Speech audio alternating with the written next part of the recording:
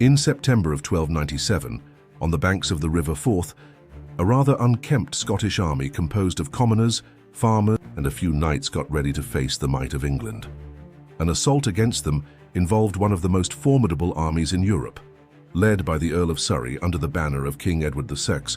However, what happened next wasn't just a simple clash of swords, but a strategic masterpiece. William Wallace and Andrew Murray transformed a narrow wooden bridge into a death trap, wiping out an enemy that greatly outnumbered them. The Battle of Stirling Bridge became more than just a military triumph. It was a defining moment in Scotland's long struggle for freedom. The year was 1296, and the once proud Kingdom of Scotland lay broken under the iron fist of England's King Edward I, a man history remembers as the Hammer of the Scots. Scotland, formerly an independent land with its own crown, its own nobles, and its own strong sense of freedom, had been shattered in a single year of conquest. The crushing Scottish defeat at Dunbar that spring had left the nobility devastated, castles surrendered and towns occupied. Edward I moved quickly to impose his will. He seized the Stone of Destiny from Scone, the sacred coronation stone of Scottish kings, and transported it to Westminster as a trophy, a symbol that Scotland's independence was gone. He forced nearly every Scottish noble, knight, and notable landholder to swear allegiance to him through the infamous Ragman roll. With the ruling elite bound to him by oath, whether due to fear, pragmatism, or ambition, Edward believed Scotland was under control. But conquest on paper and conquest in the hearts of a people are two very different things.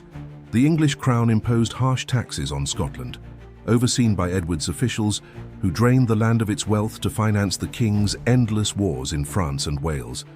Soldiers garrisoned towns and strongholds, often treating the Scottish population with disdain. Most notorious of all was Hugh Cressingham, Edward's treasurer in Scotland. Cressingham became a hated figure, remembered for his cruelty and greed.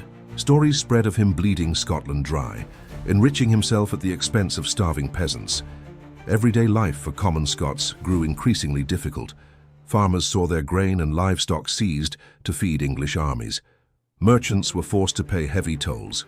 Priests were watched with suspicion, and even whispers of rebellion brought swift and severe punishment. In short, Scotland was occupied, but never truly conquered. Although many of the great lords had submitted, resistance began to flicker among the lesser nobility, and more dangerously for Edward, among the common folk. Rebellion wasn't yet coordinated, but it erupted in scattered acts of defiance. English tax collectors were ambushed on lonely roads. Garrisons were harassed at night by small bands of armed men, and castles under English control found themselves besieged by local insurgents. Two figures emerged as living symbols of this growing unrest. In the north, Andrew Murray of Bothwell, a young nobleman who had escaped English captivity after Dunbar, raised the banner of revolt in the Highlands. With cunning and persistence, he rallied clans and freeholders, laying siege to English-held castles in the north of Scotland. In the south, a figure of humbler origin but with a fiery spirit rose to prominence: William Wallace. His name first appeared in English records in May 1297, when he killed the English Sheriff of Lanark in an open act of defiance. Soon, Wallace and his band of rebels were striking at English patrols, raiding supply trains, and vanishing into the forests. To the English, he was a criminal. To the Scots, he was a hero in the making. By the summer of 1297, Scotland was ablaze with revolt. Wallace and Murray hadn't yet joined forces, but both were gathering strength. The people, embittered by English oppression, flocked to their banners. Farmers abandoned their ploughs, craftsmen laid aside their tools, and young men eager for vengeance took up spear and sword. Edward I, however, was away from Scotland. His ambitions focused on France. Control of the country fell instead to his lieutenants, John de Warenne, Earl of Surrey, a seasoned but aging commander, and the despised Hugh Cressingham. Surrey prepared to march north with a large English army, determined to stamp out the rebellion once and for all. What awaited him, however, wasn't some ragtag mob. By September 1297, William Wallace and Andrew Murray had united their forces near Stirling, and together they were about to unleash one of the most brilliant ambushes in medieval history. Chronicles describe William Wallace in fragments, and legend has filled in the gaps that history leaves blank. What we know for certain is that he wasn't a great noble. Born into a minor landowning family in Elderslie, near Paisley, Wallace had little to lose and everything to gain.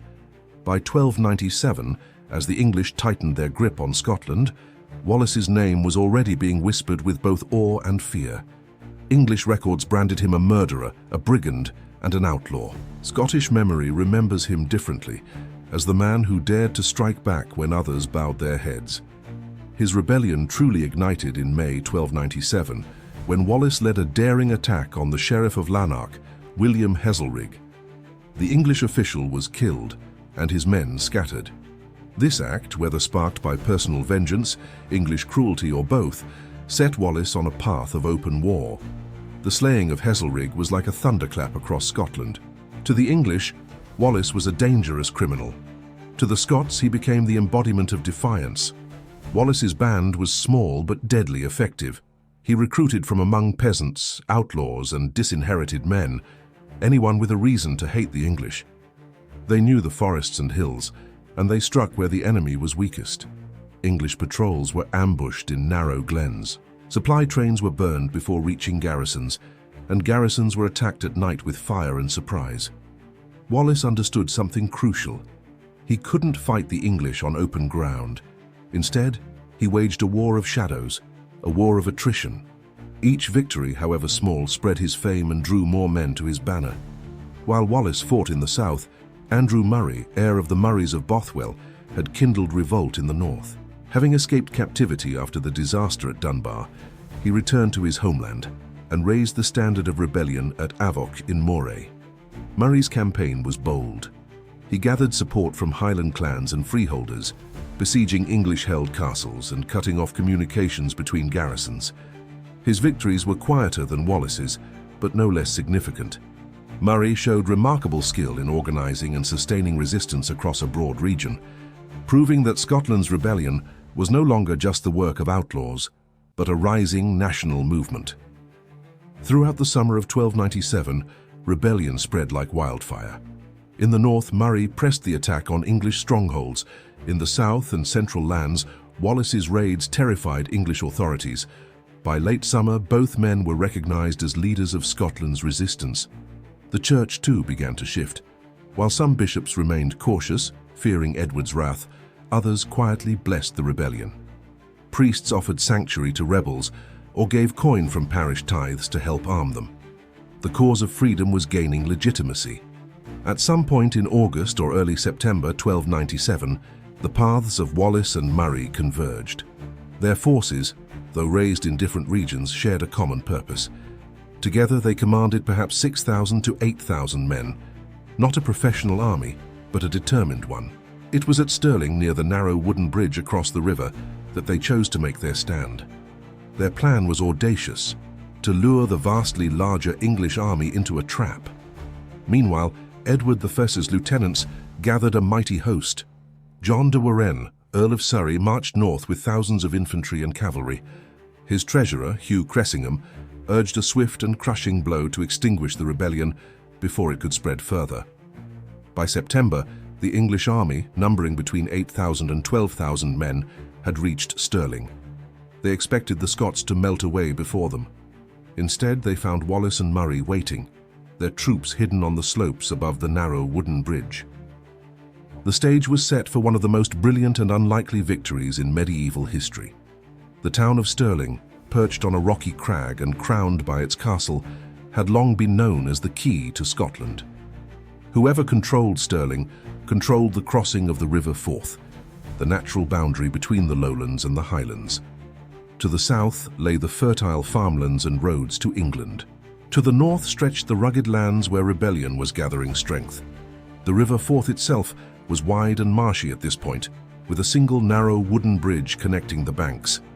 This bridge would prove to be the fulcrum on which the fate of nations balanced.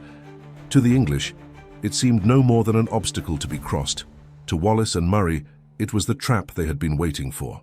The English army, commanded by John de Warenne, Earl of Surrey, marched north in September 1297. Estimates vary, but most chronicles place its strength between 8,000 and 12,000 men, including heavy cavalry, the pride of English armies, hundreds of mounted knights in gleaming plate and mail, supported by squires and mounted men-at-arms. There were also infantry levies, thousands of foot soldiers drawn from England's shires, armed with spears, axes and bows, along with Welsh archers, skilled longbowmen, deadly in open battle, but less effective in the marshy ground near Stirling. Surrey himself was aging and in poor health. His subordinate, Hugh Cressingham, pushed aggressively for action. Arrogant and despised by the Scots, Cressingham saw the rebellion as a nuisance to be quickly eliminated. The English commanders believed they faced nothing more than a rabble, easily dispersed by the might of England's cavalry. On the north bank of the Forth, hidden among the rising ground near Abbey Craig, Wallace and Murray waited. Their force numbered perhaps 6,000 to 8,000 men, a patchwork army of spearmen, swordsmen, and a scattering of archers. Few wore heavy armor. Most fought in simple leather jerkins or padded gambesons, carrying spears as their primary weapon. What the Scots lacked in equipment, they made up for in determination and tactical cunning. Wallace and Murray organized their men into tight formations of schiltrons, circles or rectangles bristling with long spears designed to repel cavalry. On open ground, these formations might falter under repeated charges, but on the marshy banks of the Forth, hemmed in by the narrow bridge, they could prove devastating. The mood in the two armies couldn't have been more different. In the English camp, confidence reigned. Knights polished their armor, boasting of the easy victory to come. Many looked forward not just to battle, but to plunder, imagining Scotland as a land ripe for spoils. Some even scoffed at the thought of Wallace and Murray daring to face them in open confrontation. Among the Scots, the mood was grim but resolute. These men fought not for glory or plunder, but for survival. Many had seen their homes taxed and burned, their families abused under English occupation. They knew they were outnumbered and outmatched in equipment, but they also knew the land, the river, and the value of the bridge. Victory here wouldn't just be a battle won. It would be a symbol that Scotland's freedom could still be defended. As dawn broke on September 11, 1297, the two armies faced each other across the Forth. The English plan seemed obvious. March their army across the bridge and crush the Scots with overwhelming force. Wallace and Murray, however, had no intention of meeting them on equal terms. Instead, they waited patiently for their moment, allowing only a portion of the English army to cross before springing their trap. It was a plan that required nerves of steel. One false move, one premature charge, and the Scots could be annihilated. But Wallace and Murray trusted their men, and they trusted the bridge to do what swords couldn't. The morning of September 11, 1297, dawned cool and misty. The River Forth lay shrouded in fog, its waters sluggish beneath the narrow wooden bridge. From the south bank, the English army stirred to life, banners unfurling in the dim light, armor clanking as knights mounted their steeds. On the north bank, Wallace and Murray kept their men hidden behind the rising ground of Abbey Craig. The Scots waited in silence, spears planted firmly in the earth, the dew glistening on their makeshift armor. They could hear the neighing of English horses and the roll of drums across the water, but they didn't move.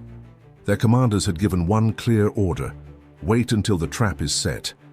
In the English camp, disagreement flared.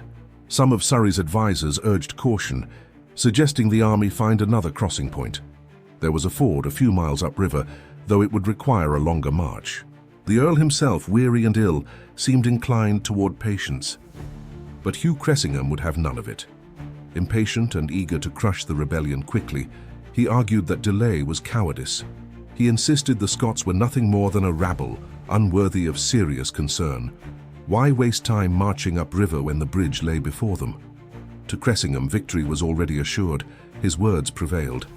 The English would cross at Stirling Bridge.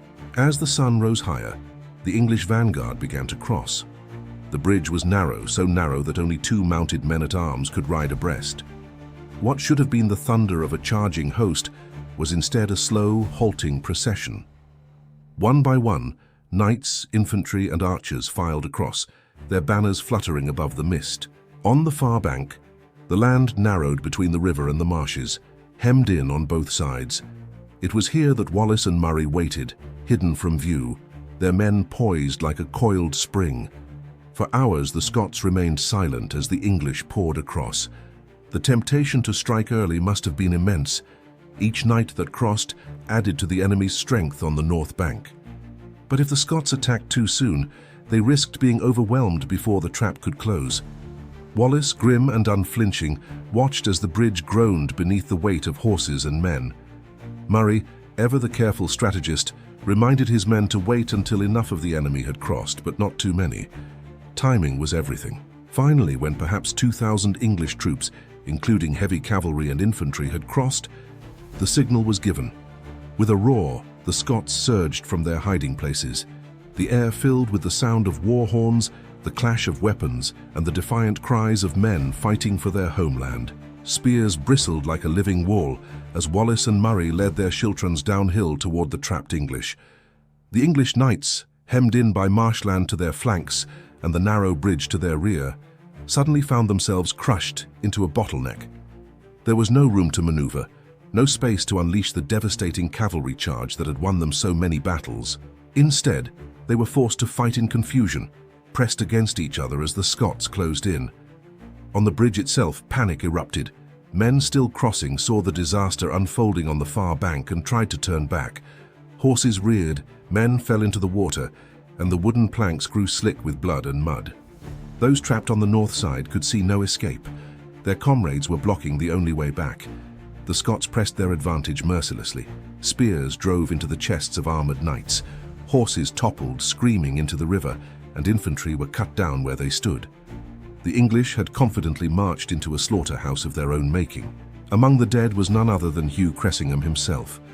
The hated treasurer who had mocked the Scots and urged reckless haste was cut down in the fighting. By midday, the English vanguard on the north bank was annihilated. Hundreds lay dead in the mud, their armor glinting in the sun, their bodies piled among broken lances and shattered shields. The survivors who tried to flee across the bridge found it jammed with retreating men. Many leapt into the river only to drown beneath the weight of their armor. The proud knights of England had been brought low by common spearmen, by cunning, and by the trap of the bridge, while Wallace and Murray's schiltrons crushed the English vanguard north of the river. Chaos spread across the south bank. From there, thousands of English soldiers watched in horror as their comrades were slaughtered before their eyes. At first, some believed it was a momentary setback.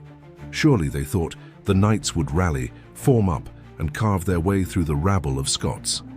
But as the minutes dragged on, it became clear that no rally was coming. The bridge, clogged with men retreating or fleeing, offered no relief. Instead, it became a death trap, buckling under the crush of bodies. The Earl of Surrey, John de Warenne, was a veteran commander, but age and illness had dulled his decisiveness. Reports flooded into his camp. The vanguard was collapsing. Men were drowning in the Forth. Knights were being dragged from their saddles by spear-wielding peasants. Some of Surrey's captains urged him to commit the rest of the army, to storm the bridge and overwhelm the Scots with sheer numbers. Others warned that the bridge itself was too narrow and unstable, and that sending more men across would only add to the slaughter. Surrey wavered. His indecision proved fatal. On the north bank, Wallace and Murray urged their men to press harder. The schiltrons advanced with relentless force, tightening the noose on the trapped English knights. Horses screamed as they toppled into the mud. Armored men flailed helplessly as spears pierced their mail. The Forth itself ran red as drowning men thrashed beneath the weight of steel. Wallace, towering in the chaos, shouted for no quarter. This was more than a battle. It was vengeance for the humiliation of Dunbar, for the burning of villages, for the years of English rule. The Scots fought not just with weapons, but with fury. The wooden bridge, groaning under the weight of men and horses trying to flee, finally began to collapse. Planks snapped, timbers cracked, and entire sections gave way. Dozens of men plunged into the river, their screams swallowed by the rushing water. Some tried to swim, but their heavy armor dragged them under. The bridge had become both battlefield and graveyard. With their vanguard destroyed and the bridge in ruins, the remaining English army dissolved into panic. Surrey, unwilling to risk his entire force, gave the order to retreat. Knights and foot soldiers alike abandoned the field, throwing aside weapons and banners in their desperation to escape. Some fled south toward Berwick, others scattered into the countryside, only to be hunted down by Scottish bands in the days that followed. The great English host, which had marched north with such arrogance and confidence, was now a shattered remnant. When the dust settled, the battlefield was a charnel house. Thousands of English soldiers lay dead on the north bank of the Forth, their bodies stripped of arms and armour by jubilant Scots. Wallace and Murray, their men bloodied but victorious, stood as heroes against overwhelming odds, with little more than courage, cunning, and the land itself as their allies. They had destroyed one of the finest armies England could muster. Yet the Scots, though victorious, had also lost many brave souls. Among the most grievous losses was Andrew Murray. Wounded in battle, he wouldn't live long to see the fruits of their victory. His leadership, paired with Wallace's fiery will, had been essential at Stirling, and Scotland would soon mourn his absence. The victory at Stirling Bridge sent shockwaves through Britain. For the first time, it was clear that the English weren't invincible. A force of common men, led by two determined commanders, had brought down the might of Edward IV's army. Across Scotland, church bells rang and fires were lit on the hills. Men flocked to Wallace's banner. Nobles who had wavered now saw that resistance was not only possible, but could be victorious. Stirling Bridge had transformed rebellion into revolution. In England, the defeat was a humiliation. Surrey barely escaped with his life, his reputation tarnished. Edward I's campaigning in France would soon hear the shocking news that his conquest of Scotland was unraveling. Before Stirling Bridge, William Wallace had been a name known mostly in whispers, an outlaw, a rebel, a dangerous thorn in England's side. After Stirling, his name thundered across Scotland and beyond. In the span of a single morning, Wallace had transformed from a guerrilla leader into a national hero. The very embodiment of Scotland is fight for freedom. The victory shattered the myth of English invincibility. No longer could Edward I claim that Scotland was subdued. No longer could the English crown present its conquest as complete. Entire people once bowed beneath occupation now had proof that resistance could succeed. Wallace was thrust almost overnight into the role of guardian of Scotland. With Andrew Murray gravely wounded at Stirling, he would die of his injuries within weeks. Leadership of the rebellion fell squarely on Wallace's shoulders. The destiny of a nation now rested with the outlaw who had dared to fight back. In the months that followed Stirling, Wallace moved swiftly to consolidate Scottish power. English garrisons, unnerved by the disaster, abandoned many castles and strongholds. Wallace's forces swept through the countryside, reclaiming towns and fortresses that had fallen under English control. The Scottish nobility, many of whom had bent the knee to Edward after Dunbar, now saw which way the wind was blowing. Some openly joined Wallace, while others offered cautious support. Though not of noble birth himself, Wallace carried the authority of victory, and the people rallied to him with unmatched loyalty. Chroniclers note that Wallace's charisma was as powerful as his sword. He inspired men not just by command, but by example. He was known to eat the same food as his soldiers, to march alongside them to endure their hardships. To the common folk, Wallace wasn't a distant lord, but one of their own, a man who had risen from the same soil and fought for the same freedom. His presence became symbolic. When Wallace entered a town, banners unfurled, and the bells of churches rang. Mothers told their children of his deeds. Priests wove his name into sermons. The rebellion was no longer faceless. It had a champion. Yet victory came with sorrow. Andrew Murray, Wallace's co-commander at Stirling, succumbed to his wounds not long after the battle. Murray had been a brilliant strategist, a nobleman whose name carried weight among Scotland's elite. His death was a severe loss, not only to Wallace personally, but to the entire movement. Wallace now stood alone at the head of the rebellion. For a man without noble lineage, this was a precarious position, but Wallace's legitimacy was built not on birth, but on triumph.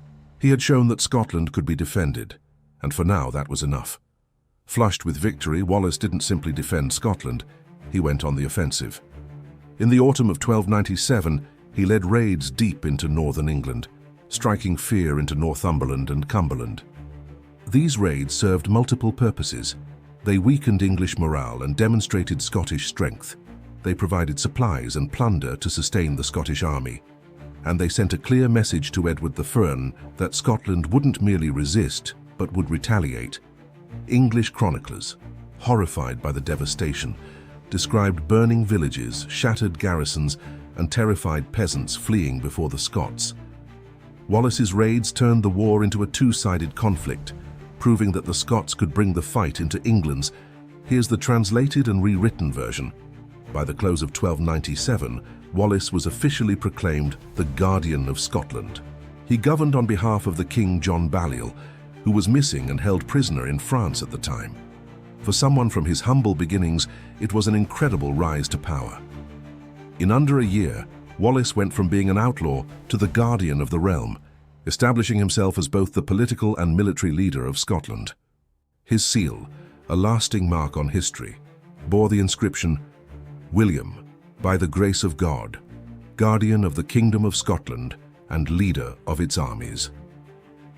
Although the Battle of Stirling Bridge concluded in 1297, the struggle for Scottish freedom continued, fueled by the legend of Wallace. His personal fight transformed into Scotland's collective fight, and his name became an eternal rallying cry, a symbol for Scottish freedom.